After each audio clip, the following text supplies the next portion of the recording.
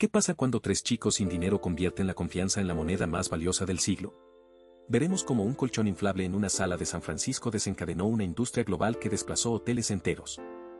Descubrirás que el dinero que salvó a Airbnb no vino de inversores, sino de cereales con la cara de Obama y McCain. Vendieron 500 cajas. $30,000. Con ese dinero pagaron servidores, mejoraron la web y empezaron a escalar.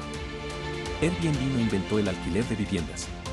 Lo que hizo fue sistematizarlo, escalarlo y legitimarlo con un sistema de reseñas bidireccionales. Verificación de identidad, pagos seguros, comisión del 14 al 20%. La confianza se convirtió en un producto negociable. Hoy, más de 7 millones de listados en 220 países y regiones. No hay una ciudad en el mundo donde Airbnb no haya tocado el tejido urbano. En 2020, Airbnb superó los $100,000 millones en valor de mercado. Fue el primer unicornio del sector de viajes. Obligó a hoteles como Marriott, Hilton y Accor a reinventarse o desaparecer. En Barcelona, los vecinos denuncian que Airbnb acelera la gentrificación, los pisos se convierten en turísticos, los residentes se van, los barrios pierden su alma. En Nueva York, la ciudad ha impuesto multas millonarias por alojamientos ilegales. En París, los anfitriones deben registrar sus propiedades o enfrentar sanciones. Airbnb evadió impuestos en docenas de ciudades, hasta que la presión lo obligó a cobrar y recaudar impuestos turísticos en más de 100 jurisdicciones. Airbnb no es una app. Es una nueva forma de habitar el mundo. Un anfitrión en Tokio recibe a un viajero de Lagos. Un estudiante en Río de Janeiro paga su carrera alquilando su cuarto. Una abuela en Praga gana dinero con su salón. Airbnb no solo cambió donde duermes. Cambió quién puede ofrecer un techo, quién puede recibir un viajero y quién puede ganar dinero sin ser una empresa. Y eso, en una era de desigualdad, es lo que lo hace ineludible. Airbnb no es una moda. Es la nueva hospitalidad global. Si te está gustando, por favor, suscríbete, nos ayuda a seguir trayéndote más videos. Airbnb escaló con una lógica simple, el exceso es recurso. Una sala de estar en Berlín, un ático en Bali, un cuarto en Ciudad de México, todo podía convertirse en alojamiento. El sujeto no era una cadena hotelera, sino una abuela en Praga que alquilaba su salón para comprar medicinas. El sujeto no era un empresario, sino un estudiante en Río que pagaba su carrera con una cama extra. Airbnb no construyó propiedades. Desbloqueó propiedades ya existentes, y con ellas, ingresos que antes no existían. Más de 7 millones de listados en 220 países. Nadie los posee. Todos los usan. Airbnb diseñó su confianza en capas, identidad verificada, pagos protegidos, reseñas bidireccionales. El huésped califica al anfitrión. El anfitrión califica al huésped. Nadie queda invisible. Ese sistema no era un complemento, era el núcleo. Sin él, Airbnb colapsaría. Sin él, una persona en Lagos confiaría en dormir en Tokio. Sin él, una madre soltera en Tiflis no arriesgaría su hogar a un viajero desconocido. Airbnb no vendía habitaciones. Vendía seguridad entre extraños. Y lo hizo con una interfaz limpia, intuitiva, casi íntima. No había recepción. Había mensajes. No había llaves. Había códigos. No había empleados. Había personas. Airbnb creció con estrategias absurdas y brillantes. En 2009, cuando el dinero escaseaba, lanzaron cereales personalizados, Obama Oz y Cap'n M&M's. Las cajas, impresas a mano, se vendieron en 500 unidades. Generaron $30,000. No fue una campaña publicitaria. Fue una prueba de que la gente pagaría por algo que no necesitaba, si le contaban una historia. Airbnb entendió antes que nadie que la hospitalidad moderna no se vende por camas, sino por narrativas. Cada alojamiento era un cuento. Y cada anfitrión, un narrador. Airbnb se convirtió en el primer unicornio del sector viajes, valorada en más de $100,000 millones en 2020. Pero su éxito no fue tecnológico. Fue social.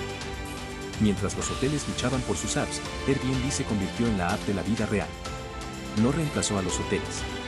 Los obligó a mirar hacia abajo, hacia los vecinos, hacia los dueños de casas, hacia las personas que nunca habían sido consideradas proveedoras. Los grandes grupos tuvieron que copiar su modelo, lanzar servicios de alojamiento local, comprar plataformas. Airbnb no fue un competidor. Fue un espejo que les mostró su obsolescencia. Airbnb enfrentó la resistencia con silencio, luego con pagos. En docenas de ciudades, evadió impuestos turísticos durante años. Barcelona lo acusó de acelerar la gentrificación. Nueva York lo demandó. París lo multó. Tokio lo reguló. Pero Airbnb no se negó. Se adaptó. En más de 100 jurisdicciones, comenzó a cobrar y recaudar impuestos por cuenta de las autoridades. No fue un acto de generosidad. Fue supervivencia. El sujeto no quería ser el villano. Quería ser el sistema. Y para eso, tenía que integrarse. No desapareció la crítica. Pero dejó de ser una amenaza. Se volvió parte del régimen. Airbnb cambió quién puede recibir. No solo los ricos. No solo los empresarios. Una viuda en Sicilia. Un artista en Lisboa. Un exfuncionario en Buenos Aires. El sujeto no es una empresa. Es una red de pequeños dueños. Y eso lo hace ineludible. En una era de desigualdad, Airbnb ofreció una vía de ingreso sin empleo formal, sin capital inicial, sin permisos. No es un empleo. Es un ingreso. No es un negocio. Es una forma de vivir. Y en eso, es más revolucionario que cualquier app de transporte o comida. Airbnb no es una app. Es una red de confianza global. Cada noche en una casa de Airbnb es un pequeño acto de intercambio, un lugar para dormir, una historia para contar, un ingreso para sostener. El sujeto no creó una industria. Reconfiguró la relación entre el hogar y el viaje. Entre el dueño y el extraño. Entre lo local y lo global. Y lo hizo sin un solo hotel. Sin una sola habitación propia. Solo con una idea, que tu casa puede ser el mundo de alguien más. Y que, a veces, el mundo necesita más que un techo. Necesita un anfitrión. En 2008, en un apartamento de San Francisco, Brian Chesky, Joe Javier y Nathan Blanchard se alquilaron colchones de aire para pagar el alquiler durante una conferencia de diseño. No era un negocio. Era supervivencia. Pero esa necesidad se convirtió en un protocolo, reseñas bidireccionales, verificación de identidad, pagos seguros, comisiones del 14 al 20%. Airbnb no inventó el alquiler. Inventó la confianza escalable. En 2009, cuando el dinero seguía escaso, el sujeto lanzó cereales personalizados. Obama OS y Cap'n McCain se vendieron 500 cajas. Recaudaron $30,000. No era marketing. Era prueba de concepto. La gente pagaría por algo que no era un producto, sino una historia. Una identidad. Una conexión. Airbnb no solo cambió dónde dormías. Cambió quién te recibía. Un profesor en Berlín que te daba su llave y un mapa a mano. Una abuela en Oaxaca que te servía mole sin cobrarte. Un exjugador de fútbol en Río que te enseñaba su barrio con orgullo. El sujeto no vendía habitaciones. Vendía acceso. A lo local. A lo auténtico. A lo humano. Y eso lo volvió poderoso.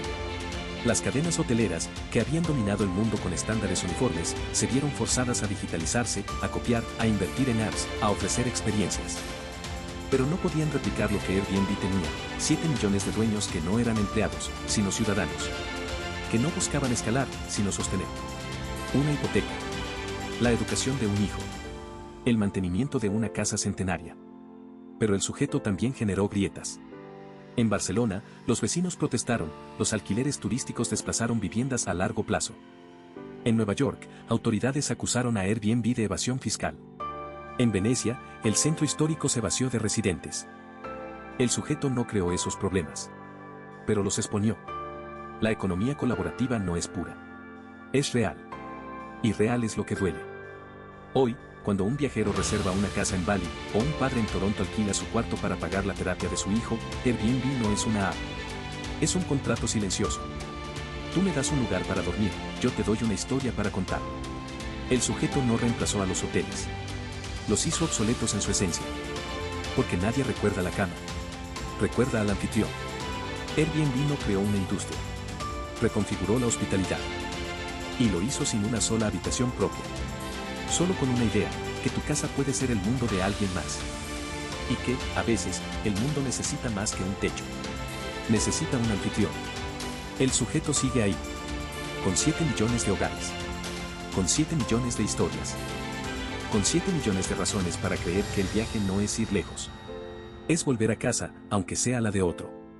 Si te ha gustado, suscríbete para más historias increíbles. Nos ayuda mucho a seguir creciendo.